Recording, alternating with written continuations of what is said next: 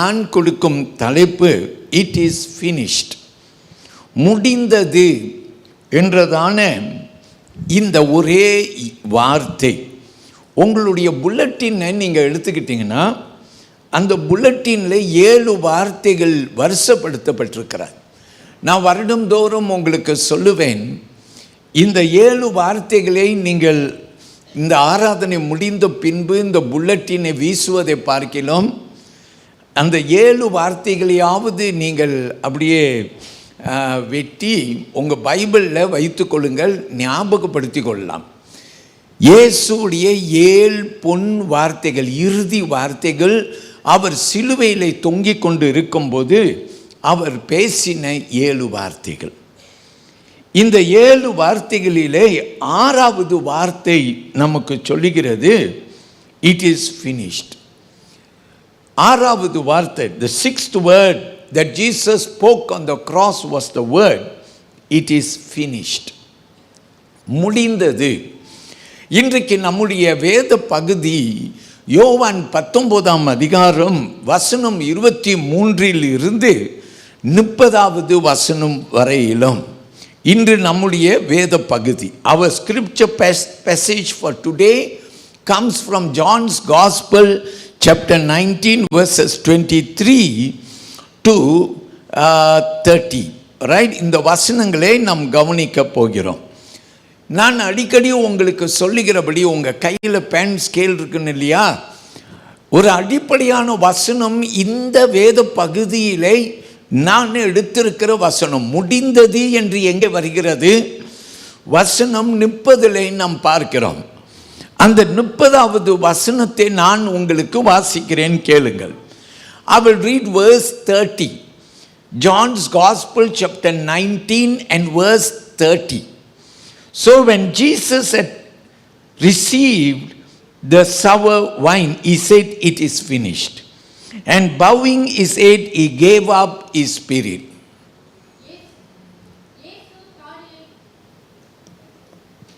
இயேசு காடியை வாங்கின பின்பு முடிந்தது என்று சொல்லி தலையை சாய்த்து ஆவியை ஒப்புக்கொடுத்தார்.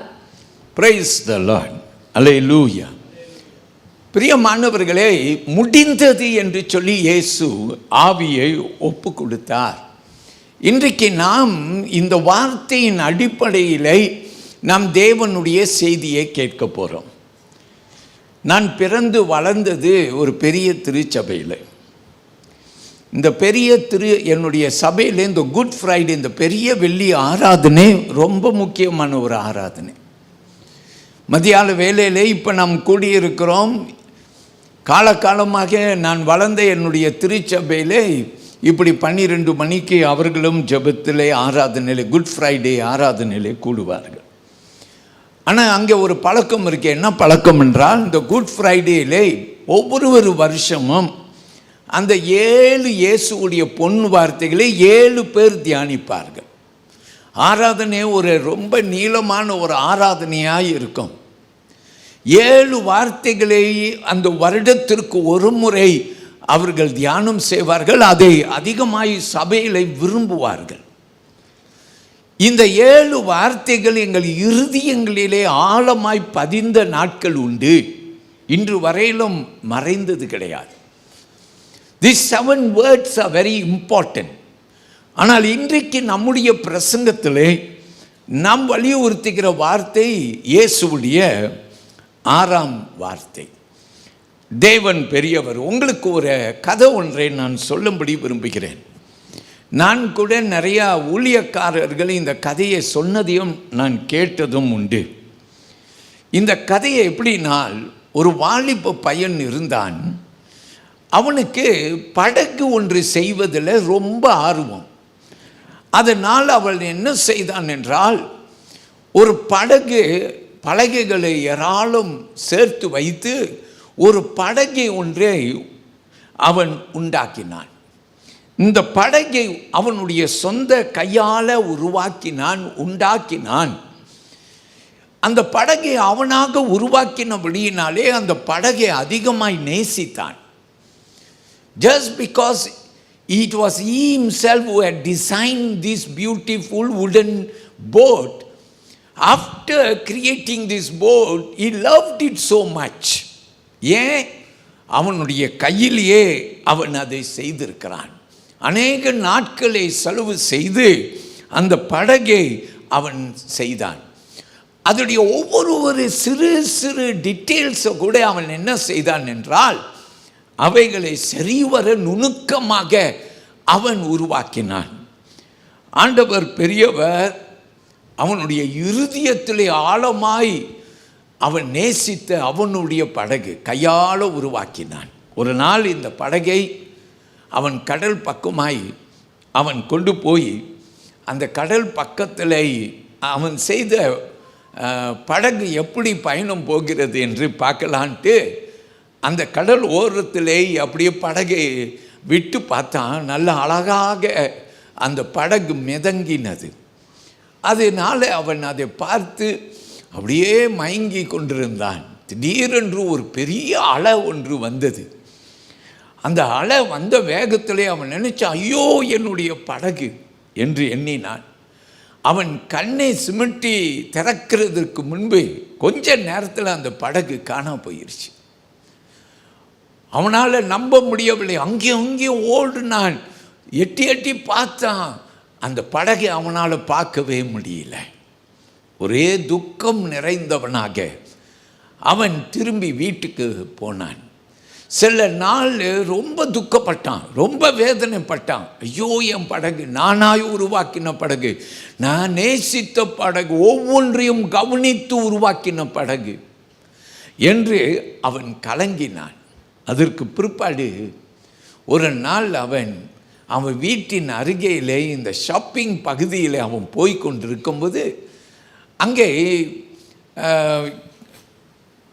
சில பொருட்கள் வாங்கத்தக்க விற்பனையில் இருந்தது. அதில் அவன் அப்படியே பார்த்துட்டே இருக்கிறான். திடீர்னு பார்த்தால் அவன் உண்டாக்கின அந்த படகு அங்கே இருக்கிறது, விற்பனைக்கு இருக்கிறது. அவனால் நம்பவே முடியல. நான் அல்லவா அந்த படகை செய்தவன், நான் செய்த படகா விற்பனைக்கு இருக்கிறது என்று ஆச்சரியப்பட்டு அதை விற்பனம் செய்கிறவனை போய் பார்க்கிறான். அவன்கிட்ட சொல்கிறான், ஐயா இந்த படகை நான் உண்டாக்கினேன் என்று சொல்கிறான். அவன் சிரித்து கொண்டே சொல்கிறான், இப்போ அது என்னுடைய படகு, அது விற்பனைக்கு இருக்கிறது. அவன் வீட்டுக்கு ஓடுறான். வீட்டுக்கு ஓடி போய் அவன் சேர்த்து வைத்திருக்கிற அவனுடைய உண்டில் பெட்டியை எடுத்து அதை உடைத்து அதுக்குள்ளார இருக்கிற பணத்தெல்லாம் பார்க்குறான். எண்ணி பார்க்குறான், அந்த படகு விற்கிற விலைக்கு சரியான பணம் அவன் கையில் இருக்குது. திரும்பி அந்த கடைக்கு ஓடி வரான். ஓடி வந்து அந்த கடையில் சொல்கிறான், ஐயா நான் இந்த படகை வாங்கிக்கிறேன், நீங்கள் கேட்குற பணம் தோ இருக்கு அப்படின்னு சொல்லி அவன் கொடுக்குறான். அந்த படகை வாங்கி கொள்கிறான். திரும்பி அந்த படகை எடுத்துக்கொண்டு வீட்டுக்கு மகிழ்ச்சியோடு தூக்கிக்கிட்டு வரான். அல்லேலூயா சொல்லுவான். அவன் அந்த படகை பார்த்து இப்போ என்ன தெரியுமா சொல்கிறான்? அந்த படகு கிட்ட அவன் சொல்கிறான், நீ 2 முறை என்னுடையவர் என்று சொல்லுகிறான். You are twice mine, I made you and I bought you என்று சொல்றான். 2 முறை நீ எனக்கு சொந்தம்னு சொல்றான். நான் தான் உன்னை உண்டாக்கினேன். உன்னை உண்டாக்கின நான் உன்னை விலக்கிரகம் கொடுத்து வாங்கினேன் என்று சொல்லுகிறான். நம்ம எல்லாரும் சொல்லுவோம் அல்லேலூயா. பிரியமான தேவனுடைய பிள்ளைகளை, இதை கேட்கும் போது, இதை வாசிக்கும் போது என் சரீரத்துக்குள்ளார என்னை அறியாது என்னுடைய எண்ணங்கள் எல்லாம் என் ஆண்டவரை நோக்கினது. அல்லேலூயா. என்னை உண்டாக்கினவர் அவர் அல்லவா? அவர் அல்லவா உன்னையும் என்னையும் உண்டாக்கினார். ஒரு படகை உண்டாக்கின ஒரு சின்ன பையன் அந்த படகு தொலைந்து போயிட்டு அவ்வளோ புலம்பி அதை கண்ட பிற்பாடு விலக்கிரகம் கொடுத்து வாங்கி 2 முறை உன்னை வாங்கி கொண்டேன் என்று சொன்னது போல என் இயேசு இந்த சிலுவையிலே தன்னையே ஜீவபலியாய் ஒப்பு கொடுத்த என் ஆண்டவர் இன்றைக்கு உன்னையும் என்னையும் பார்த்து சொல்லுகிற ஒரு வார்த்தை இதுதான் அல்லவா? உன்னை 2 முறை அல்லவா நான் மீட்டு கொண்டேன். உன்னை உண்டாக்கினவன் நான். அல்லேலூயா. உன்னை உண்டாக்கினவர் நான். ஆனா என் கையை விட்டு நீ போயிட்ட, நீ தொலைஞ்சு போயிட்ட, என்னை மறந்து போயிட்ட, என்னை விட்டு தூரமாய் போயிட்ட. அதனால இயேசு என்ன தெரியுமா செய்தார்? எனக்காக, உனக்காக, எனக்காக அவர் மீண்டும் இந்த உலகத்துக்கு வந்தார். எதற்காக வந்தார் தெரியுமா? விளக்கிரகம் கொடுத்து. அவர் சாதாரணமாக பணத்தை கொடுத்து உன்னை வாங்கல. அவர் தன்னுடைய இரத்தத்தை சிந்தி தன் ஜீவனை சிலுவையில் உனக்காக, எனக்காக ஒப்பு கொடுத்து உன்னையும் என்னையும் அவர் மீட்டு இருக்கிறார். நம்ம எல்லாரும் இந்த வலது கையை உயர்த்தி சொல்லுவோமா? ஆமென். I created you and I redeemed you. உன்னை உருவாக்கினது நான், உன்னை மீட்டதும் நான், உன்னை 2 முறை நான் வாங்கி இருக்கிறேன் என்று கர்த்தர் சொல்லுகிறார். எல்லாரும் அல்லேலூயா என்று சொல்லுவோம். பிரியமான தேவனுடைய பிள்ளைகளே, இயேசு சிலுவையிலே 2000 வருடங்களுக்கு முன்பு இந்த நாளிலே தொங்கினார். இந்த சிலுவையின் அண்டை நாம் சற்று நேரம் செலவு செய்ய போகிறோம். ஆனால் இதை குறித்து நான் பேசும்போது எனக்கு இன்னொரு ஞாபகம் ஒன்று வருகிறது. மோசேயின் காலத்திலே, இவர்கள் வனாந்தரத்திலே இருக்கும் நாட்களிலே ஒரு நாள் திடீரென்று அநேகர் மரித்து போகிறார்கள். எதனால் மரித்து போகிறார்கள் என்றால், அந்த வனாந்தரத்திலே அவர்கள் இருக்கிற குறிப்பான இடத்திலே ஒரு விஷமான ஒரு பாம்பு என்ன செய்கிறதாம், இவர்களை கொத்தி விடுகிறது. இவர்கள் கொத்தி செத்து போய்விடுகிறார். எங்கும் விழுந்து கிடக்கிறார்கள். அவர்கள் விஷம் நிறைந்த சரீரம் செத்து போகிறது.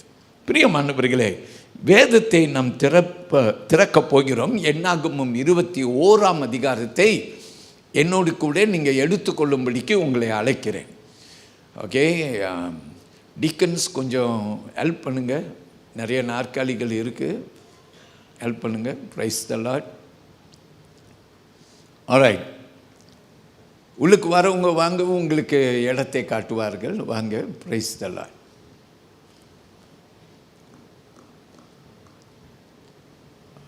ஆல்ரைட், என்னை கேளுங்கள். எல்லாரும் என்னை கவனிங்க, எல்லாரும் கவனிங்கள். ஆண்டவருக்கு நன்றி சொல்லுவோம். என்னாகமம் புஸ்தகத்தை எடுத்துக்கொள்வோம். Let's come to the book of numbers, chapter 21, right? Chapter 21, and we are going to look at verse 6. So the Lord sent fiery serpents among the people, and they beat the people, and many of the people of Israel died. நாம் கேட்போம். அப்பொழுது கர்த்தர் கொள்ளிவாய் சர்ப்பங்களை ஜனங்களுக்குள்ளே அனுப்பினார். அவைகள் ஜனங்களை கடித்ததினால் இஸ்ரவேலருக்குள்ளே அநேக ஜனங்கள் செத்தார்கள். வசனம் தொடர்ந்து நமக்கு சொல்லுகிறது, கவனியுங்கள். ஒரு விஷமான பாம்பு அவர்களை கடித்தது, அநேகர் மரித்து போனார்கள். ஒரு பயம் வந்துருச்சு. ஏன் இப்படி நடந்தது அப்படின்னு நீங்க கேட்டா, ஒரே காரணமாக இருக்கிறது. பாவம் பாவம் பாவம் தான் காரணம். வசனம் 7 கவனியுங்கள். அவர்கள் உடனே மோசேயை பார்த்து அழுகிறார்கள். மோசேயை பார்த்து அவர்கள் மோசே இடத்தில் விண்ணப்பிக்கிறார்கள். வசனம் 7 கவனிப்போம். Therefore the people came to Moses and said, we have sinned, for we have spoken against the Lord and against you. Pray to the Lord that he take away the serpents from us. So Moses prayed for the people. அதனால் ஜனங்கள் மோசேயினிடத்தில் போய், நாங்கள் கர்த்தருக்கும் உமக்கும் விரோதமாய் பேசினதால் பாவம் செய்தோம். சர்ப்பங்கள் எங்களை விட்டு நீங்கும்படி கர்த்தரை நோக்கி விண்ணப்பம் பண்ண வேண்டும் என்றார்கள். மோசே ஜனங்களுக்காக விண்ணப்பம் பண்ணினான். கர்த்தரை நோக்கி விண்ணப்பம் பண்ணுங்க என்று கேட்டான். அப்பொழுது மோசே கர்த்தரை நோக்கி விண்ணப்பம் செய்தான். வசனம் 8 கவனிங்கள். Then the Lord said to Moses, make a fiery serpent and set it on a pole, and it shall be that everyone who is bitten, when he looks at it, shall live. நாம் கவனிப்போம். அப்பொழுது கர்த்தர் மோசேயை நோக்கி, நீ ஒரு கொள்ளிவாய் சர்ப்பத்தின் உருவத்தை செய்து அதை ஒரு கம்பத்தின் மேல் தூக்கி வை. கடிக்கப்பட்டவன் எவனோ அவன் அதை நோக்கி பார்த்து பிழைப்பான் என்றார். யாரெல்லாம் அந்த மோசே தூக்கின வெண்கல சர்ப்பம், அந்த சர்ப்பத்தை பார்க்கிறார்களோ பிழைத்துக் கொள்வார்கள். பிரியமானவர்களே, இதில் என்ன அடங்கி இருக்கிறது என்றால் விசுவாசம். விசுவாசம் ஒரு மனுஷனை ரட்சிக்கும்.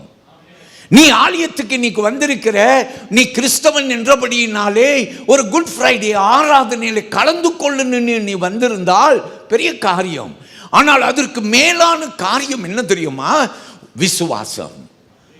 ஒரு மனுஷனுக்கு விசுவாசம் இருந்தால் மலையை பார்த்து பெயர்ந்து சமுத்திரத்தில் விழி என்று சொன்னால் அது விழும் என்று சொல்லப்படுகிறது. பிரியமானவர்களே, அப்படி மலை என்றால் எவ்வளோ பெரிய ஒரு பிரச்சனையை நீ வாழ்க்கையில கடந்து போனாலும் உன் விசுவாசம் அந்த பிரச்சனையை எல்லாவற்றையும் நீக்கிவிடும். அல்லேலூயா. அதனால தேவனை நம் மகிமைப்படுத்துவோம். கர்த்தர் பெரியவராக இருப்பார்கள். அப்போ பைபிளில் நாம் பார்க்கிறோம், அங்கே மோசே ஒரு சர்பத்தை உயர்த்தினார். 9ஆம் வசனம் கவனிங்க. Look at verse 9. So Moses made a bronze serpent and put it on a pole, and so it was, if a serpent had bitten anyone, when he looked at the bronze serpent, he lived. அப்படியே மோசே ஒரு வெண்கல சர்ப்பத்தை உண்டாக்கி அதை ஒரு கம்பத்தின் மேல் தூக்கி வைத்தான். சர்பம் ஒருவனை கடித்த போது அவன் அந்த வெண்கல சர்பத்தை நோக்கி பார்த்து பிழைப்பான். நம்ம ஆமென் என்று சொல்லுவோம். எப்படி பழைய ஏற்பாட்டிலே விசுவாச கண்களிலே பார்க்கும்போது அவர்கள் பிழைத்துக் கொள்வார்கள் என்று சொல்லப்படுகிறதோ, அதே போல புதிய ஏற்பாட்டிலே வேதம் கற்றுக் கொடுக்கிறது. யாரெல்லாம் சிலுவையை நோக்கி விசுவாசத்தோடு பார்க்கிறோமோ, நம்பிக்கையோடு பார்க்கிறோமோ, அவர் மேல உனக்கு ஒரு நம்பிக்கை இருந்ததென்றால் நீ ரட்சிக்கப்படுவாய், நீ விடுவிக்கப்படுவாய், உன் பாவம் உனக்கு மன்னிக்கப்படும், உன்னை ஆண்டவர் மீட்கும் ஒரு தேவனாய் இருக்கிறார். இன்னைக்கு உங்களுக்கு ஒரு அழைப்பு கொடுக்கலான்னு நினைக்கிறேன். நீங்கள் இன்னும் இயேசுவை ஏற்றுக்கொள்ள, நீங்கள் கிறிஸ்தவங்க தான், ஆனால் இயேசுவை இரட்சகராக ஏற்றுக்கொள்ள ஒரு கிறிஸ்தவ வாழ்வு வாழல, ஜெபம் பண்ணல, பைபிள் வாசிக்கல, சர்ச்சுக்கு சரியாக போயிட்டு இல்லை, உன் வாழ்க்கையை நீ மாற்றிக்கொள்ள விரும்புகிறனா, இன்னைக்கு இந்த சிலுவையை பார். இந்த சிலுவையை இன்றைக்கு பார். இயேசு உன்னோடு இருக்கிறார். அல்லேலூயா. இதை ஃபாதர் பெர்க்மன்ஸ் பாடலாய் எழுதினார். அல்லேலூயா. ஒப்பு கொடுத்தேன் ஐயா என்னையே உமக்காக, உலகின் இரட்சகரே, உன்னத பலியானேர். அப்புறம் ஒரு அந்த வரியில் சொல்லுகிறார், என்னன்னு சொல்றார்? எங்களை வாழ வைக்க வெங்கல சர்ப்பமானேர், நோக்கி பார்த்தபோது பிழைத்து கொண்டோம் ஐயா. வலது கையை உயர்த்தி ஒரு ஆமீன் சொல்லுங்க. என் கூட சேர்ந்து ஒரு அந்த பாடல் பாடுவோமா? கொஞ்சம் பாடுவோமா? இந்த இடம் முழுதும் தேவனுடைய மகிமையால் நிரம்பட்டோம்.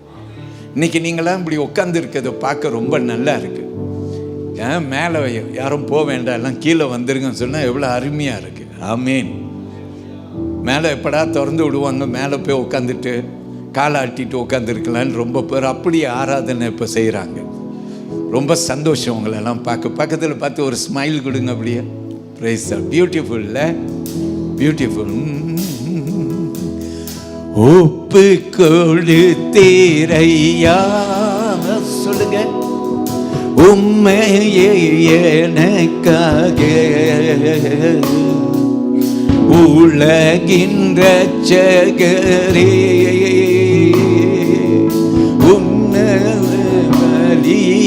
நீர் வலது கையை எல்லாரும் உயர்த்தி கொடுத்தீரையா,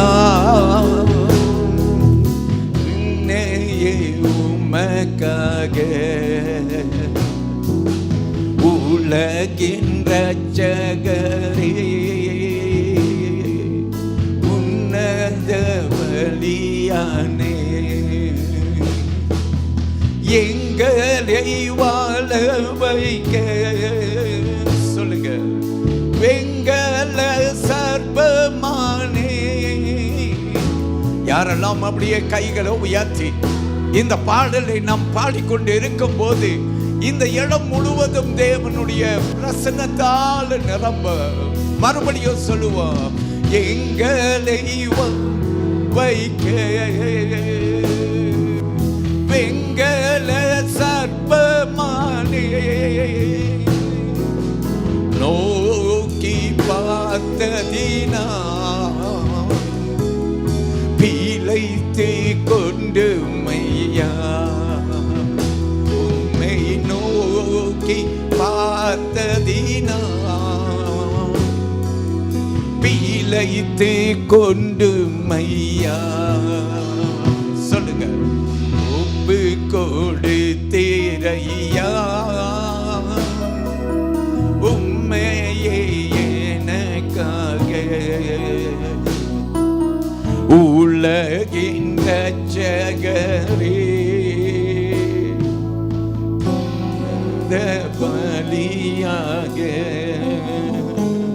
எல்லாரும் ஆமென் சொல்லுவோம். அவர் நமக்காக தம்மை ஒப்பு கொடுத்தார். எப்படி பழைய ஏற்பாட்டிலே அந்த வெண்கல சர்ப்பத்தை பார்த்து சுகமானார்களோ, இன்றைக்கு இயேசுவை பார்க்கிற எல்லாரும் சுகமாவார்கள். அல்லேலூயா. உன் வாழ்க்கையை ஆண்டவர்கிட்ட ஒப்பு கொடுக்கல, நான் ஒப்பு கொடுத்து அவரை மகிமைப்படுத்து. ஒரு 3 காரியத்தை சீக்கிரமாய் நம்ம எல்லாரும் கற்றுக்கொள்வோம். அந்த யோவான் 19ஆம் அதிகாரத்தை எடுத்துக்கொள்ளுங்கள். I call you to take John chapter 19. We are going to look at verse 23 and 24. 23, 24 வசனம். Then the soldiers, when they had crucified Jesus, took his garments and made 4 parts, to each soldier a part, and also the tunic. Now the tunic was without seam, woven from the top in one piece. They said therefore among themselves, let us not tear it, but cast lots for it, whose it shall be, that the scripture might be fulfilled, which says, they divided my garments among. Hold on. Among them, and for clothing they cast lots. வாசிங்க. போர் சேவகர் இயேசுவை சிலுவையில் அறைந்த பின்பு அவருடைய வஸ்திரங்களை எடுத்து ஒவ்வொரு சேவகனுக்கு ஒவ்வொரு பங்காக 4 பங்காக்கினார்கள். அங்கியையும் எடுத்தார்கள். அந்த அங்கி தையல் இல்லாமல் மேலே தொடங்கி முழுவதும் நெய்யப்பட்டதா இருந்தது. அவர்கள் அதை நாம் கிழியாமல் யாருக்கு வருமோ என்று இதை குறித்து சீட்டு போடுவோம் என்று ஒருவரோடு ஒருவர் பேசிக்கொண்டார்கள். என் வஸ்திரங்களை தங்களுக்குள்ளே பங்கிட்டு என் உடையின் மேல் சீட்டு போட்டார்கள் என்கிற வேத வாக்கியம் நிறைவேறத்தக்கதாக போர் சேவகர் இப்படி செய்தார்கள். நல்லா கவனிங்க, அந்த வார்த்தையை கவனிங்க. வசனம் சொல்லுகிறது, என் உடையின் மேல் சீட்டு போட்டார்கள் என்கிற வேத வாக்கியம் நிறைவேறத்தக்கதாக போர் சேவகர்கள் இப்படி செய்தார்கள். ஆமென் சொல்வோம். இந்த வார்த்தையை நாம் இங்கே கவனிக்கிறோம். முதல் பாடமாக நாம் கற்றுக்கொள்ள போகிறோம். The first lesson that we are going to learn from the cross is this: the shame. They divided his garments என்று நாம் பார்க்கிறோம். The shame, divided garments, அல்லது அவமானம், வஸ்திரங்களை பங்கிட்டார்கள் என்று சொல்லி நாம் பார்க்கிறோம். இயேசுவை எவ்வளவு துன்பப்படுத்தினார்கள் தெரியுமா? வேத வசனம் நமக்கு கற்றுக் கொடுக்கிறது. ஆமென். ஒரு 2 வார்த்தை. Jesus was rejected and humiliated. இயேசு நிகாரிக்கப்பட்டார். இயேசு அவமானத்தை அவர் சகித்தார் என்று சொல்லி பார்க்கிறோம். யாருடைய கையில்? போர் சேவகர்களுடைய கையில். He was put to shame. He was rejected, humiliated by who? It was just the soldiers. இவர்கள் அவருடைய வஸ்திரத்தை பங்கிட்டார்கள் என்று சொல்லி அங்கு வேத வசனம் சொல்லுது. இதை வேதம் நிறைவேறத்தக்க என்று வேதம் சொல்லுகிறது. பைபிளில் எங்கே பார்க்குறோம்? Psalm 28 and verse 18க்கு போனீங்கன்னா, சங்கீதம் 22ஆம் சங்கீதம் 18வது வசனம் நமக்கு சொல்லுகிறது. நீங்கள் அந்த வசனத்தை பார்க்கலாம். அங்கே வசனம் நமக்கு அருமையாக சொல்லுகிறது. They divided my garments among them and for my clothing they cast lots என்று வசனம் சொல்லுகிறது. என் வஸ்திரங்களை தங்களுக்குள்ளே பங்கிட்டு என் உடையின் பேரில் சீட்டு போடுகிறார்கள். ஹல்லேலூயா. ஒரு இயேசுவுடைய வஸ்திரம், ஒரு மனுஷனுடைய வஸ்திரம் அவனுடைய மகிமையாக இருக்கிறது. ஆமென். No, it is a man's dignity. இவர்கள் என்ன செய்தார்கள்? அவருடைய வஸ்திரத்தை கூட அவர்கள் கழற்றினார்கள், நிர்வாணமாய் விட்டார்கள். யாரை? இயேசுவை. They left him naked is what we see. இதை நாம் பார்த்தால் இயேசு எவ்வளோ நமக்காக பாடுபட்டிருக்கிறார் என்றதை நாம் அறியலாம். எல்லாரும் பார்த்து அவமதிக்கத்தக்க, to put him to shame, they did all this on the cross. சிலுவையிலே இதை இவர்கள் செய்தார்கள்.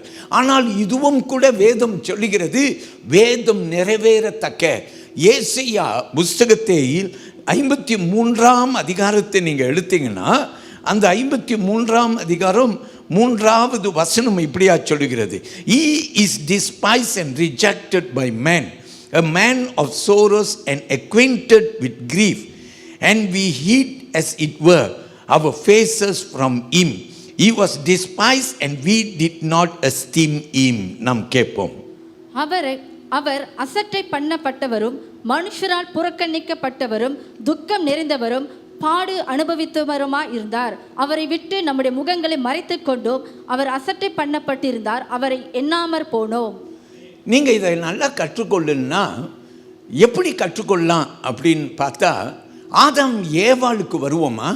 ஆதியாகமம் புஸ்தகத்திலே ஆதாம் ஏவாள் என்ற ஒரு பாடத்தை ஆதியாகமம் 3ஆம் அதிகாரத்தில் நாம் கற்றுக்கொள்கிறோம். எல்லாரும் என் கூட வாருங்கள், ஆதியாகமம் 3வது அதிகாரத்தை நாம் எடுத்துக்கொள்வோம். அந்த 3வது அதிகாரத்தில் நமக்கு வசனம் இப்படியாய் சொல்லுகிறது, நீங்கள் கவனியுங்கள். ஏன்னா இவங்க பாவம் செஞ்சாங்க. இவர்கள் பாவம் செய்து அவர்கள் ஆண்டவர் வருகிறார் என்று அறிந்து நிர்வாணமாய் இருக்கிறோமே என்று அவர்கள் என்ன செய்து கொண்டார்கள் என்று வேத வசனம் நமக்கு சொல்லுகிறது. கவனியுங்கள் 7ஆம் வசனம்.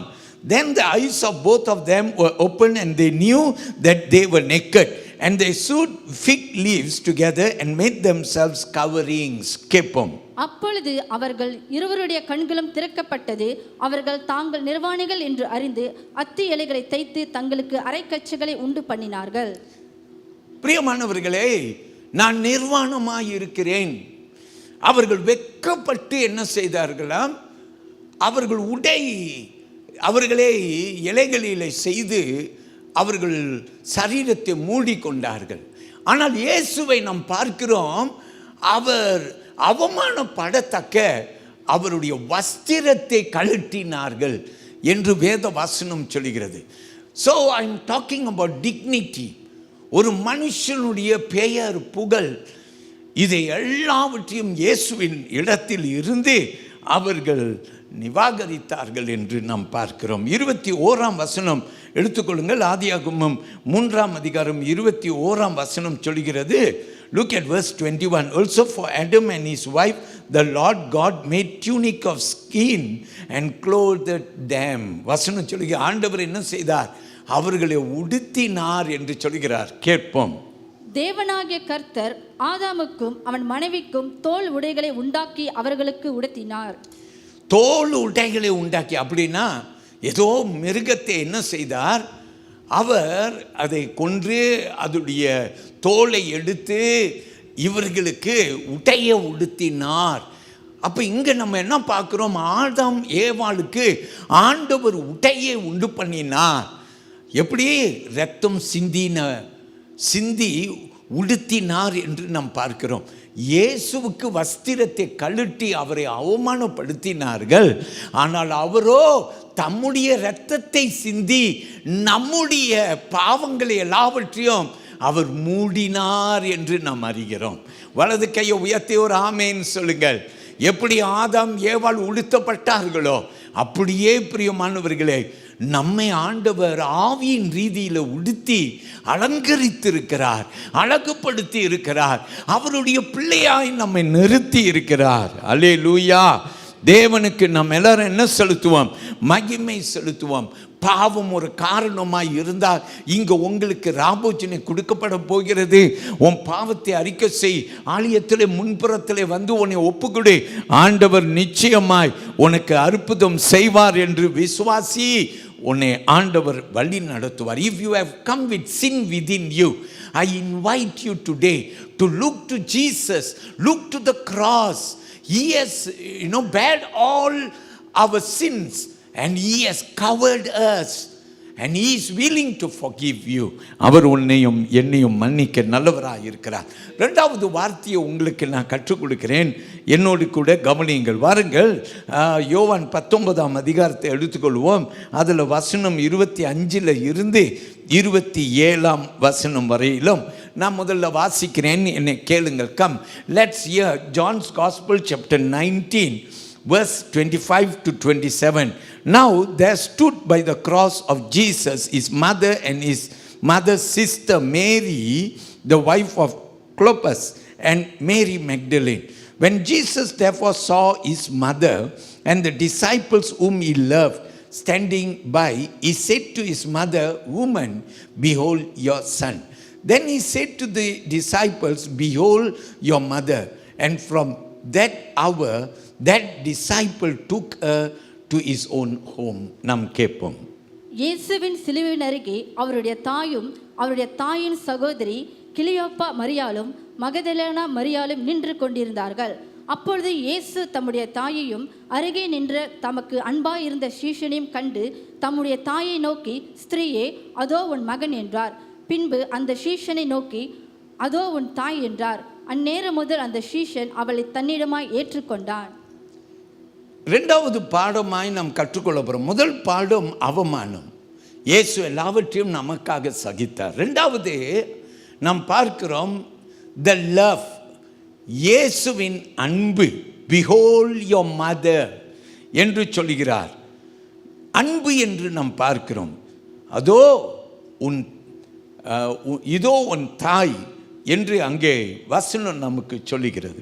பிரியமானவர்களே, இயேசு சிலுவையில் தொங்கும் போது கூட தன் தாயை நேசித்தார், தாய் மேலே அன்பு செலுத்தினார். ஹல்லேலூயா, கர்த்தருக்கு நாம் நன்றி சொல்லலாம். He loved his mother. And நம்ம எல்லாரும் அறிகிறோம், இயேசு முதல் மகன் என்று பார்க்கிறோம். அதுக்கு பிற்பாடு மரியாளுக்கு மற்ற பிள்ளைகள் இருந்தார்கள். ஒருவேளை மரியாளை கவனித்த பிள்ளைகள் இருக்கலாம்.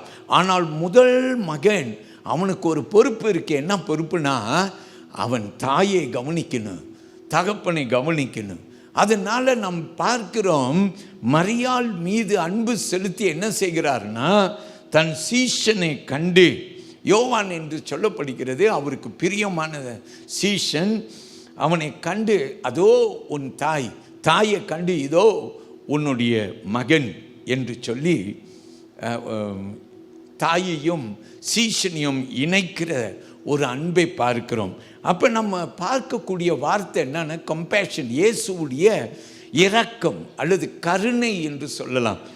அவர் சிலுவையில் லாஸ்ட் மூமெண்ட், மரணம் சந்திக்கும் ஒரு நேரத்தில் இருக்கும்போது கூட அவர் கடமையை விடவில்லை.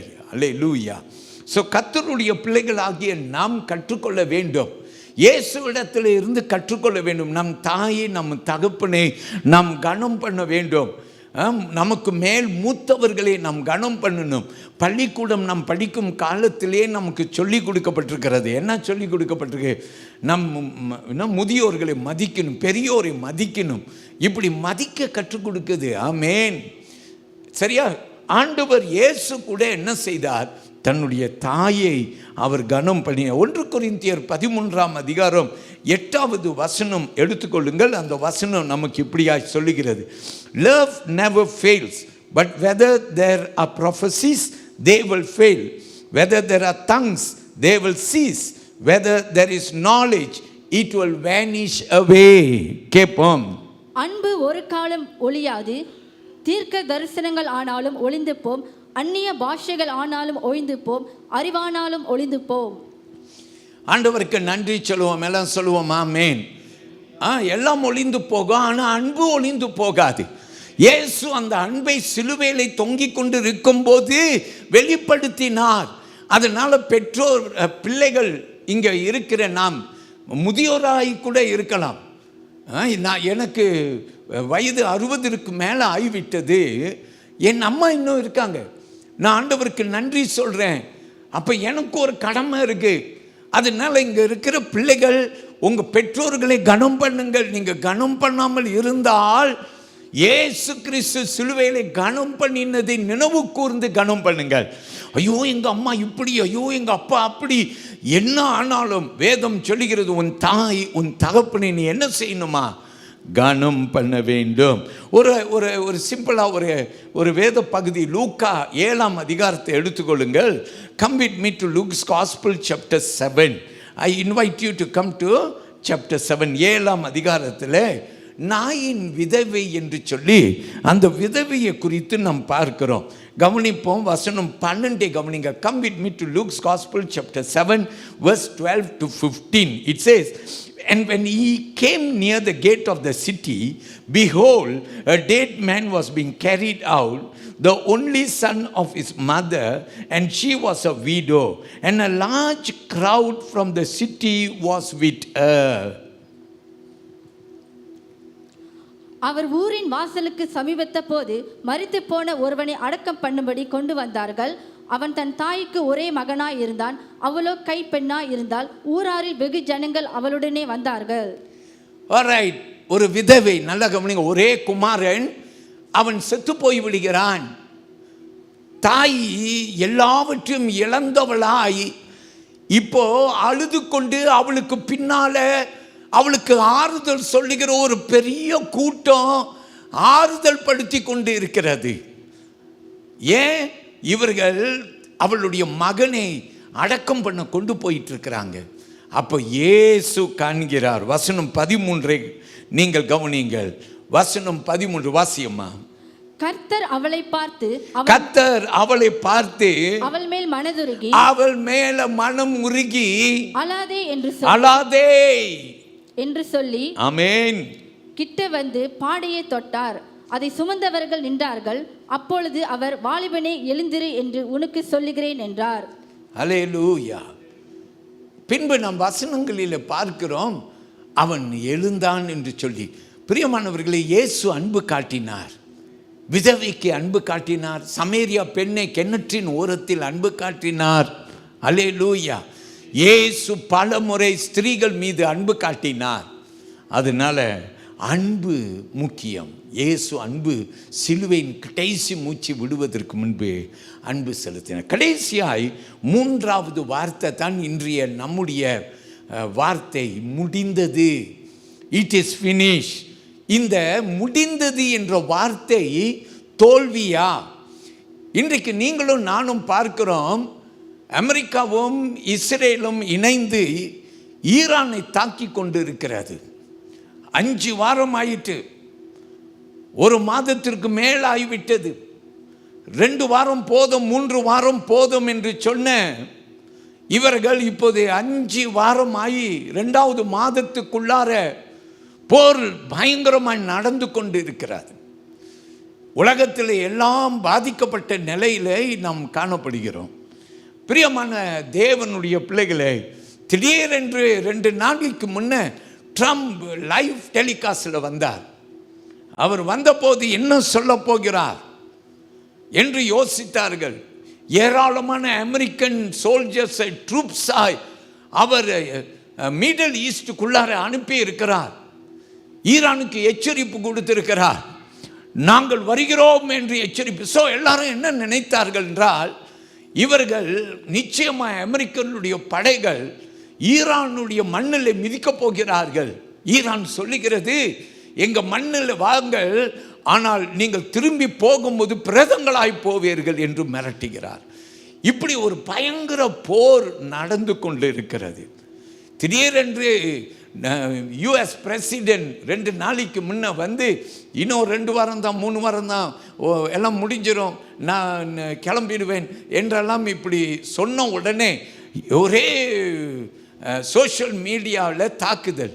என்ன தாக்குதல் என்றால், திடீரென்று ட்ரம்ப் கையை கழுவிட்டார், திடீரென்று ட்ரம்ப் இப்படி சொல்லிட்டார், அப்படின்னா அவர் தோல்த்து போய்விட்டார் என்று சொல்லி ஒரே ஆர்ப்பாட்டம் நடந்து கொண்டிருக்கிறது.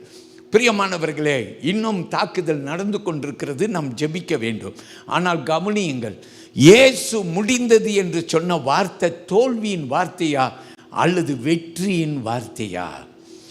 மனிதனுடைய பார்வைக்கு அது தோல்வியின் வார்த்தை, கர்த்தருடைய பிள்ளைகளுடைய பார்வைக்கு அது வெற்றியின் வார்த்தை.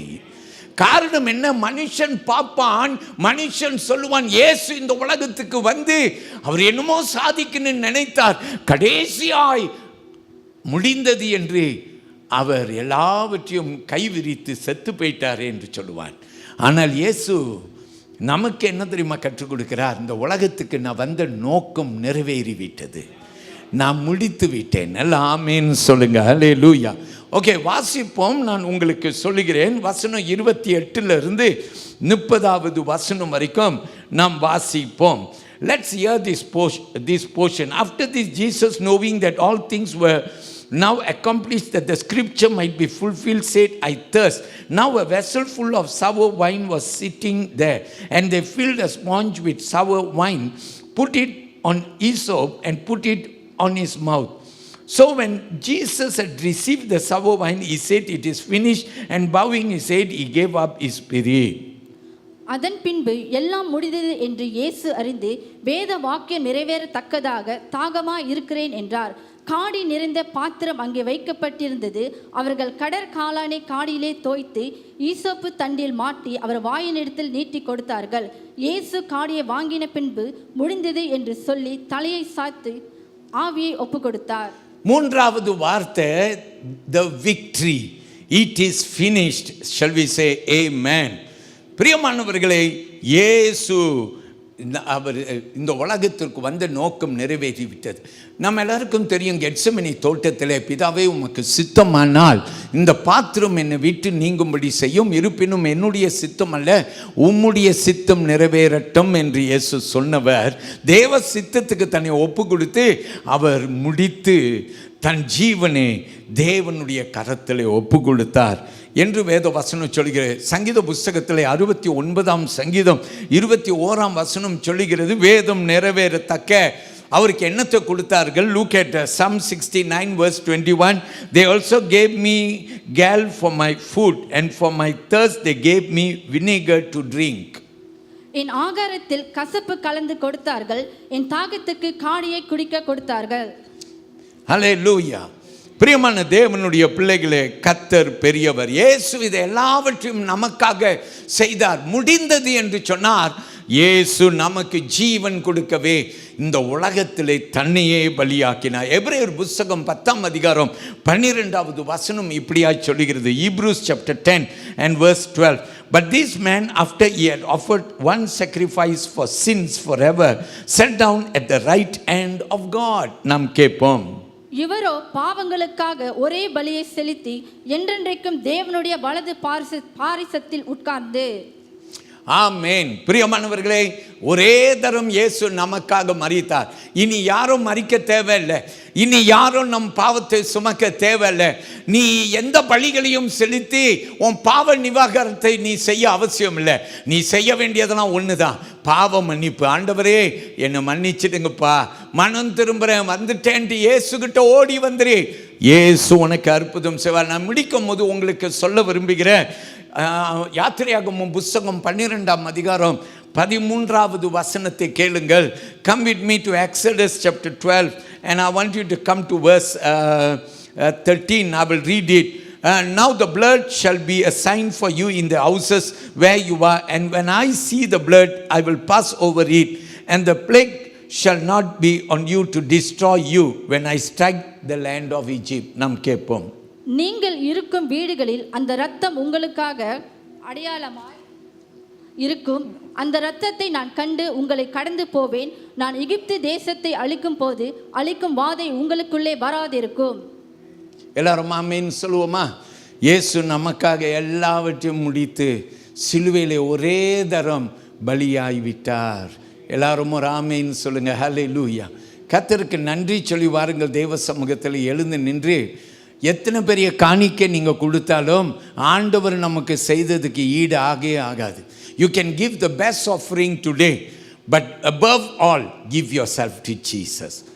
எல்லாவற்றுக்கும் மேலே உங்களை இயேசு இடத்திலே ஒப்பு கொடுங்கள். எழுந்து நிற்போம். தேவ சந்நிதியிலே ஒரு பாடலை என்னோடு கூட பாடுங்கள். தேவனை மகிமைப்படுத்துவோம். கர்த்தர் பெரியவர். ஓகே.